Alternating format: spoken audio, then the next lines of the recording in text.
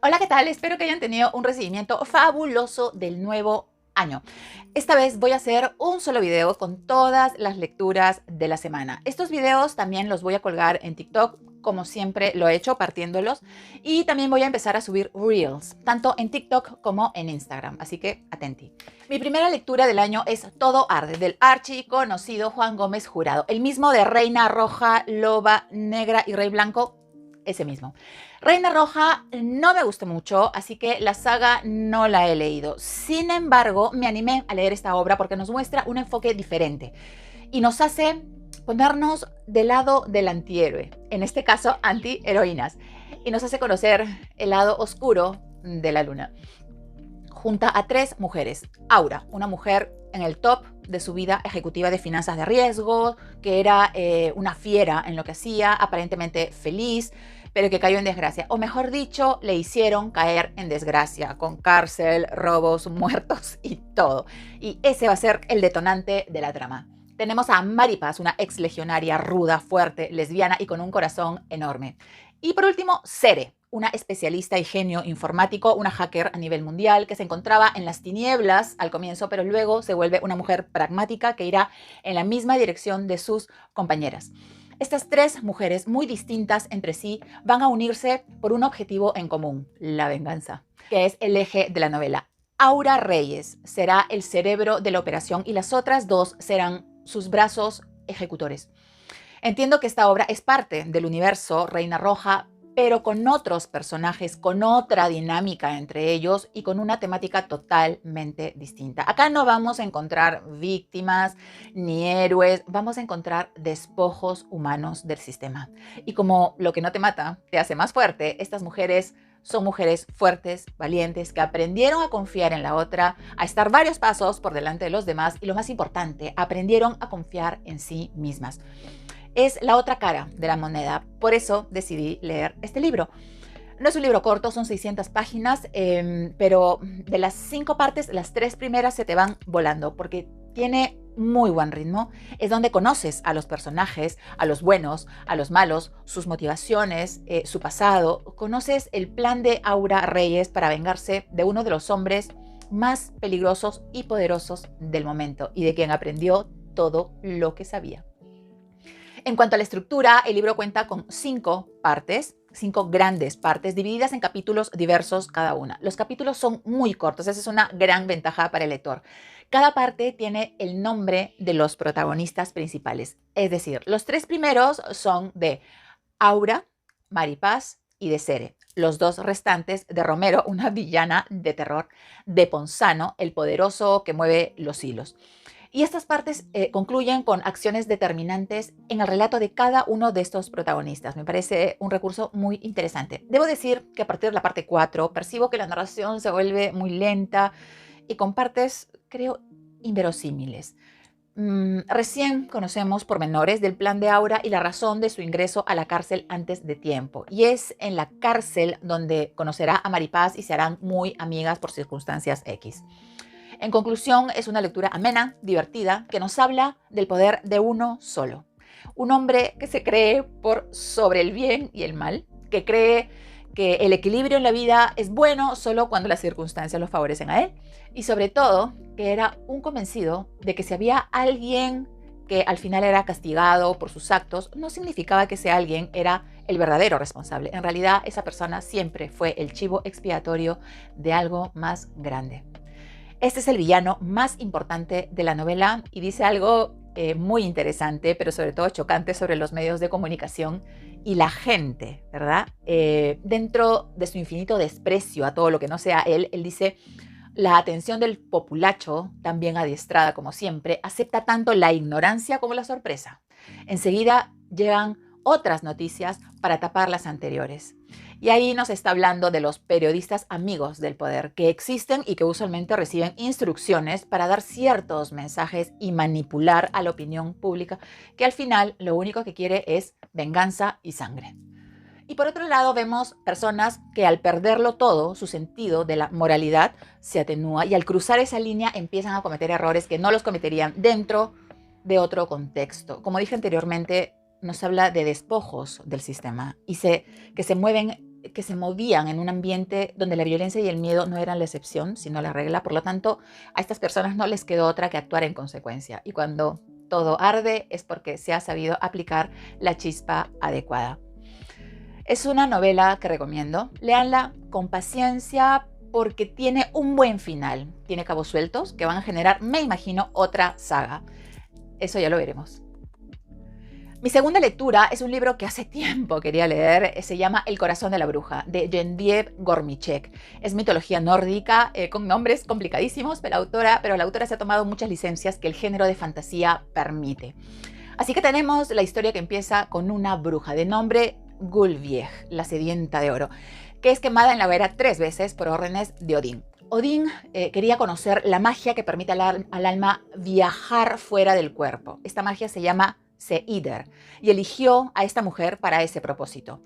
Todo iba bien hasta que Odín, que pertenecía al pueblo de los Aesir, se entera de que la bruja también le estaba trasladando esa sabiduría a Freyja, la hija del dios del mar que pertenecía a la tribu de los Vanir. Los Aesir y los Vanir eran enemigos acérrimos, por eso fue castigada. Gulvieg logró huir, dejando su corazón en la pira. Llegó hasta un bosque, el bosque de hierro, que era territorio de los gigantes. Encontró una cueva que la hizo su hogar. Pasó el tiempo, cambió su nombre a Angerboda, la anunciadora de penas. Se hizo amiga de una cazadora de nombre Skadi, de la tribu de los gigantes, y tuvo un nuevo comienzo, dejando atrás todo su pasado. O al menos eso era lo que ella creía. Un día, un hombre misterioso se acerca a ella y le dice que tiene algo suyo. Y le enseña su corazón, el que había dejado en la hoguera. Y entablan una curiosa amistad al comienzo y después algo más. Este hombre era Loki, el hermano de Odín. Con Angerboda tienen 3 peculiares hijos, una niña de nombre Hel, que será la diosa del inframundo, Fenrir, el lobo gigante, y Jormungandr, la serpiente dragón. Para eso, Angerboda estaba atormentada con unas visiones del fin del mundo que no era otra cosa que el Ragnarok, el fin de los dioses, en el que sus hijos iban a ser protagonistas. Pero ella sabía que sus hijos iban a morir en el Ragnarok y hace muchos sacrificios y muchos conjuros para que cuando el destino llegue pueda salvar a su familia. Todo se complicaría cuando los dioses se enteran de que Loki fue el causante de la muerte de Balder, el hijo de Odín. Y Odín quiere venganza y matar a Loki, pero no puede porque la ley de los dioses le prohíbe matar a su hermano y decide condenarlo al suplicio eterno del veneno de la serpiente. Lo llevaron a una cueva, lo ataron y todos los días aparecía una serpiente que vaciaba su veneno en el rostro de Loki, lo que le causaba un dolor espantoso. Los planes de Angerboda eran que sus 3 hijos estuvieran juntos cuando el Ragnarok llegara. Fenrir y Jormungandr no eran dioses, así que no fue muy complicado dar con ellos después de que Odín los desterrara. Pero el problema era Hel. Como diosa del inframundo, no podía dejar su mundo y era muy difícil llegar a ella, y el único que podía lograrlo era Loki. Así que Angerboda tendría que intentar salvar a Loki y liberarlo de su prisión. ¿Cómo lo haría? Lean el libro. Miren, el nivel narrativo de este escritor es notable, es una narración muy fluida, tiene buen ritmo, suceden muchísimas cosas, logra cerrar todas las tramas que abrió y el cierre general es fantástico. Este es un retelling de la mitología nórdica. El objetivo de la autora era darle otro final y protagonismo al personaje de Angerboda, que sí existen en la mitología. Y firme a su convicción de lo que ella quería que fuera su historia, nos regala un relato diferente, emocionante y una gran historia de amor. No solo amor entre 2 personas, sino el amor de una madre hacia sus hijos que no conoce discriminación y que lo da todo sin esperar nada a cambio. Hay mucho sentido del humor, hay situaciones divertidas, por culpa de Loki, por supuesto, pero a veces también renegamos con el dios del engaño porque vemos que no puede ir en contra de su naturaleza y en el fondo es una persona muy frágil y que necesita ayuda. Así que en esta historia podemos identificar a todos los personajes de la mitología nórdica, aunque no necesariamente van a comportarse de la misma forma que lo harían en la versión original, es decir, en las narraciones mitológicas que todos conocemos. Y justamente ese es el gran acierto de esta obra, crear una nueva personalidad para cada uno de los personajes. Crear un personaje con mucho carisma como la bruja Angerboda es maravilloso porque podemos compenetrarnos con ella, o sea, hacernos sus cómplices. Es una mujer que solo quería vivir en paz hasta que el amor irrumpe en su vida y luego se da cuenta que cuando te importa algo, la vida se vuelve mucho más complicada. Es muy fácil empatizar con este personaje que, como vamos a ver casi al final de la novela, rompe esquemas. Ellos se van a dar cuenta por qué. Y nada, si te gusta la mitología, los dioses, los cuentos de brujas, esta es una lectura para ti. Mi tercera lectura es Licencia para espiar, de Carmen Posadas, la misma autora de La leyenda de la peregrina. Ahora nos regala un libro que nos relata el papel de las mujeres espías a lo largo de la historia. En más de 400 páginas, Carmen Posadas nos cuenta a modo de aventura 12 relatos increíbles de mujeres espías. Buenas, malas, aliadas, enemigas, víctimas o victimarias que, sin importar el bando al cual pertenecieron, siempre fueron invisibilizadas y sus actos fueron circunscritos a lo anecdótico o a lo sexualizado. Por tanto, merecen un lugar en la historia y creo que este libro es un reconocimiento a ello. Nos cuenta el libro que tanto la prostitución como el espionaje son las profesiones más antiguas del mundo y siempre han ido de la mano. Así empieza este libro, con la historia de una chica de nombre Rahab, que fue muy importante en la caída de los muros de Jericó. Vamos a conocer a las doncellas venenosas, las Visha Kanya, niñas reclutadas a quienes se les administraba veneno diariamente para que crearan anticuerpos a estas sustancias y a la vez se convirtieran en venenos ambulantes y mortales con solamente besarte. Es una historia fascinante. Conoceremos el papel de los espías en el mundo clásico, desde el caballo de Troya hasta Julio César, que hizo del espionaje una de sus armas más eficaces. Él inventó un sistema de codificación secreto que se conoce hasta el día de hoy como cifrado César. Luego vendrían los tiempos oscuros, donde una anciana de 70 años con alucinaciones, a quien llamaban la Valteira, le cuenta a un cura todas sus peripecias antes de darle los santos óleos. Esta es una de las partes más graciosas de la novela, la verdad. En lo personal no sabía cuál era el origen de la Malinche, princesa traductora y espía, ¿verdad? Fue muy interesante conocer su origen y su historia que tuvo que ver con la conquista española en el continente americano. Hay un capítulo que es cuando las reinas se convierten en espías. Este nos habla de María de Escocia, Isabel de Inglaterra y Catalina de Médicis. Esta parte es muy interesante, pero reconozco que tienes que estar familiarizado con la historia de las potencias que en aquella época peleaban por el poder en Europa. Es para leer, investigar, etc.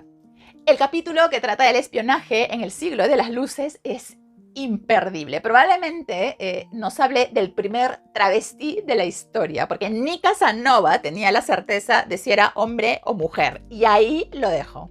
Por supuesto, no podían faltar las malvadas, ¿verdad? Dos mujeres de nombre Gloria Guinness y Stephanie von Hohenlohe. Su historia nos va a llegar en boca de sus criadas, Lady Bessel y Gertrude Gross. Trabajaron para los nazis. Es muy difícil comprender que a principios de los años 30 Europa admiraba a Hitler. Y es más complicado aún saber que Hitler tenía un plan para instalar en el trono de Inglaterra a un rey títere de los nazis, gracias a ¿quién? A Wallis Simpson. Así que esa renuncia al trono de Inglaterra por amor también tuvo sus sombritas oscuras que debieron ocultar. Es un libro que me ha encantado por varios motivos. Por las historias, son deslumbrantes, porque al final de cada una de estas historias nos muestran la importancia del factor humano, sin el cual estos relatos no existirían. Me ha gustado también porque termina con la conversación entre la autora y una espía de verdad, de nuestros tiempos y sin nombre, por supuesto, pero que concluye con la reflexión de que el trabajo de espía es gratificante porque se trata en el fondo de hacer del mundo un lugar un poco mejor a pesar del silencio. Mi cuarta lectura es Sábado Domingo, de Rey Loriga, del año 2019. Este es un relato corto, tiene 139 páginas y se ubica en el año 1988. Empieza contándonos las razones del conflicto interno de nuestro protagonista en la voz de él mismo, un joven inseguro, sin carácter, poquita cosa, que nos narra lo que sucedió un año atrás, es decir, en el año 1987. Aquella noche, él y su supuesto amigo, de apodo Chino, quisieron tener una noche de farra. Y como la prima de nuestro protagonista hacía un fiestón para celebrar su viaje a Francia por un tema de estudios, qué sé yo, iban a aprovechar de seguirla en otro lado. Y efectivamente terminaron en un bar con una chica extranjera que el chino se encargó de seducir y llevar a su casa junto con nuestro relator. La cosa es que la aventura de sábado por la noche terminó torciéndose de una manera espantosa. Y este chico nunca olvidaría esa experiencia. Luego, en la segunda parte del relato, nos trasladamos a 25 años después. El adolescente, que ahora ya es un hombre, padre de una joven y con muchas subidas y bajadas en la vida, tiene un encuentro fortuito en el colegio de su hija con su pasado.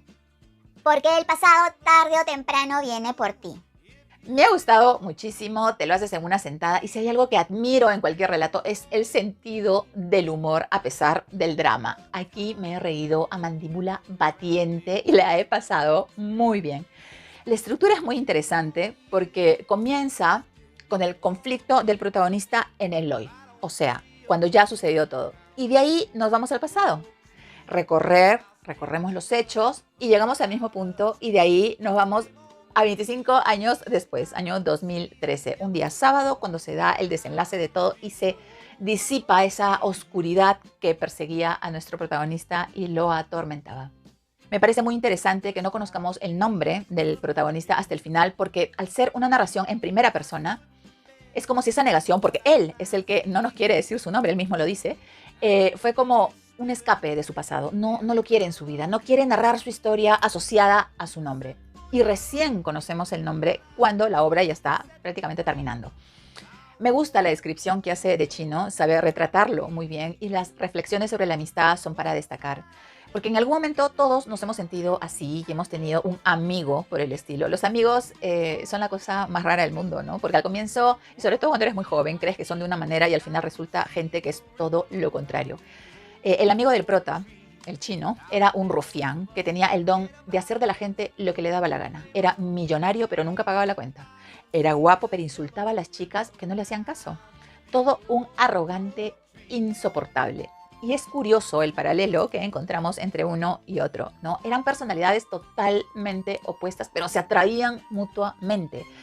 En el sentido de la fuerza de gravedad impresionante que tenía uno sobre el otro, que era la oscuridad absoluta. Nuestro protagonista en el fondo sabía que Chino era una mala persona, lo sabía, pero quería y creía poder sacarle provecho a esa amistad, como sacar petróleo de ese mismo pozo, ¿no? Como si fuera una arrogancia invertida, así lo explica él. Y por eso es que paraban juntos, hasta aquella noche.